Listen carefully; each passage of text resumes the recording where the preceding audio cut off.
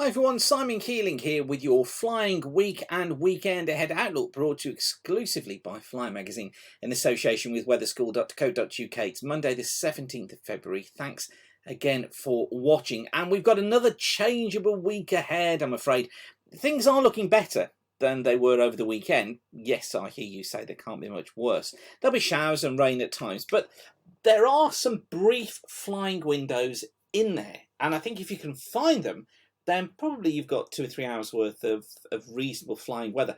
And I know from reading the forum that many of you were desperate just to get up there, even if it's for half an hour or an hour, just to get some flying in. It's going to be breezy, so I think whenever you fly, really, it is going to be breezy, unless you just hit that sweet spot. But as I say, I think there are some flying windows to be found. Now, it's a case of studying the charts carefully during the course of this week, and that's exactly what I show you how to do on Aviation Weather School Part 1. It's really simple, really. What we do is I show you the surface charts with the fronts on. We go through them, and I show you how you can build your confidence in making predictions based on them yourself, and also how you can build your confidence in trusting the forecast that you see from official sources. And by the end of the day, you're able to plan 5 days in advance for your flying. So do get yourself along. It's amazing, actually, when we do weather school. Every weather school we have, the week after, I find at least 2, 3, 4 people on the course who email back to me and say, do you know what? It's already worked. I've already got an hour or two flying in when it looked like I couldn't. So that's a real win for me as far as I'm concerned. And of course, it means that people have saved money, they've saved wasted time, they haven't spent their brownie points. That's what weather school's about.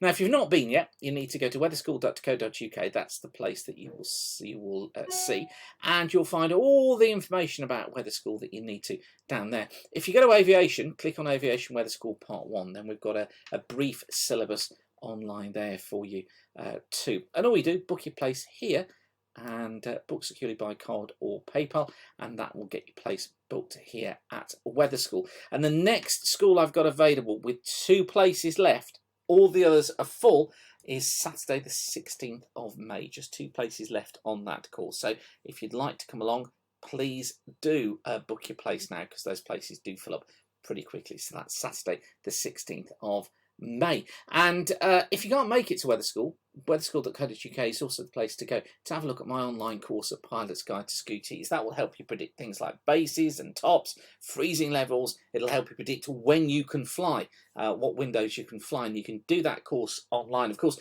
you don't get the benefit of the classroom, so you don't get that one-to-one interaction.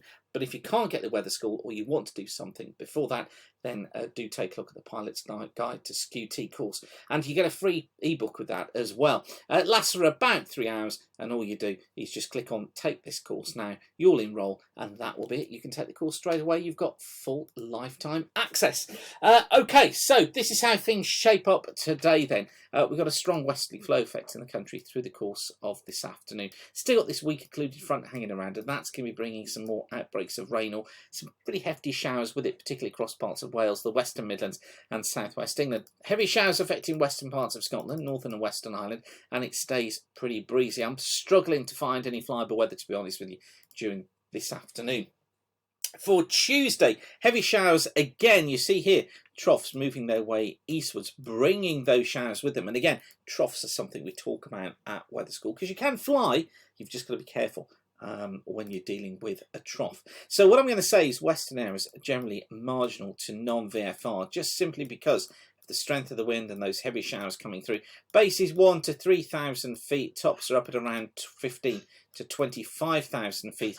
And we're looking at some embedded QNIMs as well. Now, more eastern areas, I'm going to say marginal, because the showers don't really get there, but we have got strong winds. So I think even here, we're looking at marginal conditions.